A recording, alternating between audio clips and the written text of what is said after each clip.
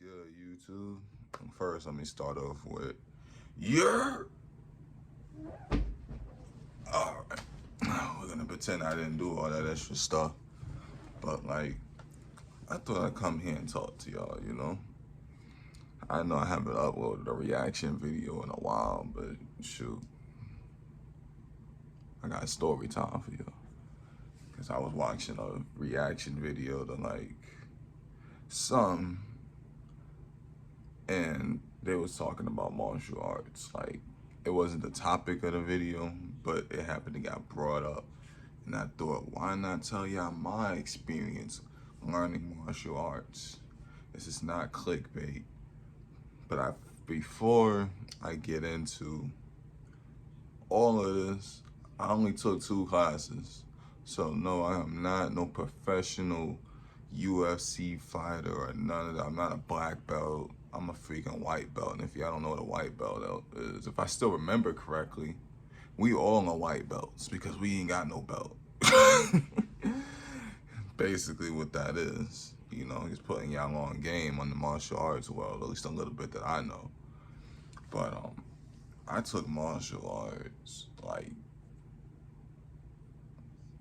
first time I took karate years ago when I was a little kid. That don't count.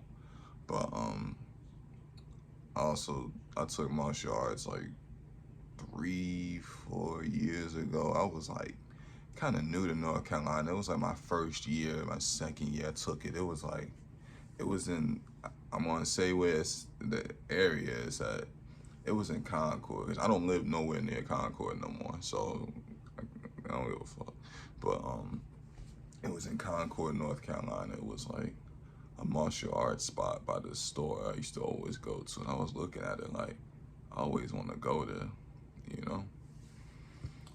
So then I finally go in there, I sign up, I went only twice because that was back before I had a lot of responsibilities. Before you have a lot of responsibilities, you gotta hold on to a job to pay you for, stuff like that. If y'all hear a dog in the background, that ain't my fault. Yeah, that's one of the reasons why I stopped going, mainly because I couldn't pay for it no more. Cause I was going through a young stage. I wasn't keeping a job. But anyways, when I was in those 2 days, I was in it. I learned a lot. Like, of course, they teach you the simple stuff like don't lift with your back and all of that. Use your legs. But I'm gonna keep it 100 with you. I don't got my ass whooped. Not completely bad or nothing like that, but if you're going against professional martial art people in the martial art world, like I went against a black belt. You think I didn't get my ass beat? No, he didn't like fuck my face up. Oh, chill with the curse. No, he did not mess my face up or nothing like that. Like, he didn't mess my body up or nothing. But like the teacher, he was like a white dude. I think his name was like Bradley or something like that. He looked like your typical harmless type of guy. Like, just the way he looked. Like, if you were to see him outside of it, but you see him put those the martial arts cloak on, whatever it is you call it. And I remember I went against him. I went against him on the ground, and like I was trying to look for an opening, but he was keeping up with me. Like, he was on the ground, I was standing up, and I was trying to like. Long story short, he flipped his body some way, put me in a submission, tapped me out. I was like, how did this even happen? How? Like, I got tapped out by the teacher of the dojo. That's what we gonna say. I got tapped out plenty of times. I took some, dang. And then I remember this other dude. I was sparring with this, he had to be like a Hispanic dude, but he was pretty tall. He was like a little bit around my height. I had him in we was like sparring like. I ain't gonna lie, I was whooping his ass. I was like, boom, bah. He got tight. He was like, this nigga just punched me in my face. Oh, I'm cursing again, goddamn. You know what? Forget it. He was like, you punched me in my face. See, what he did was, he did a takedown on me, and yes, it's exactly what it sounds like. y'all seen in the UFC when they grab you and do a takedown. He didn't do all that extra, them complicated one. He grabbed me, lifted my legs up, normal, and put me to the ground, and I couldn't do nothing. He had me in a freaking what was it? He put me in like an arm submission. It was something like that. I forgot what it was. It was years ago. He put me in some type of submission, and I could not get out.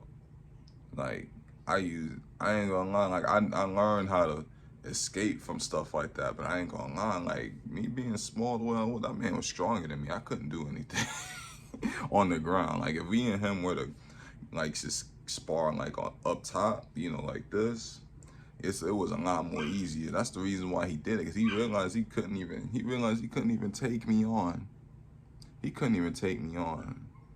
It was, hand-to-hand combat, so he had to take me to the ground. So, you know, and for anybody that's looking, like fighting on the ground against people who's experienced, not no, not on no street fighter stuff. Like street fighters, an average street fighter can't fight on the ground. If you see how these type of MMA fighters be doing it, street fighters cannot fight on the ground compared to them.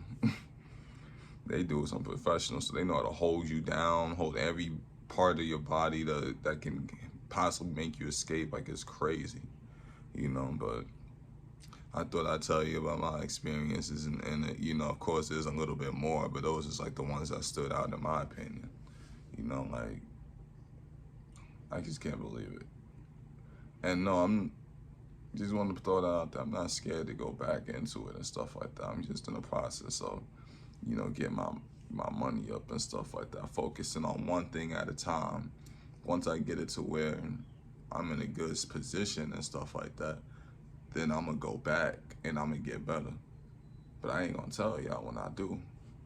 So I don't want nobody coming up to me like, hey, yo, fight me. Like, no, I'm trying to be one of those humble people who is dangerous with his hands, but is humble. I ain't gonna go around bragging about it. You won't even know. Because for all you know, I could go back to taking the classes tomorrow or next month or next year. Like, you don't know. And I'm gonna keep it that way. Keep the mysteriousness up, But I'm letting you know I'm trying to be dangerous with the hands, and I'm trying to be dangerous with the shooting. Not on no gangbanger stuff or nothing like that. I'm have nothing to do with that. I don't judge nobody who do it, but I don't want to be a part of it. And in a world like this, you got to be able to defend yourself. Like, I feel like defending yourself on a professional level. I just woke up my foot. But I feel like defending yourself on a professional level is real good to know, because you never know when you need it. It's good to know that. I feel like everyone should know how to shoot a gun. And I think everybody should learn boxing, MMA, I've nothing against boxing and stuff like that. I do like it. But I feel like learning boxing and learning how to do the fight on the ground and stuff, I think that's real important. You never know. You could be wrestling with somebody on the ground, trying to get a gun out their hand. And if you know MMA and stuff and the other person don't, you'll easily trap them, get them in a good lock and stuff like that, and take that thing out and be like, come on, man, do something, do something. Oh, no? Bow, bow. You gotta hit them with the second shot to make sure they dead. But, but yeah, that's my experiences with learning martial arts. I only took 2 classes, so I'm nowhere near a professional. But I will get there. As a young man, I will. But I gotta take steps at a time. The last thing I gotta say is patience is key. Good things come to those who wait, as long as you don't wait too long. That's all I got to say. Brooklyn Tie out.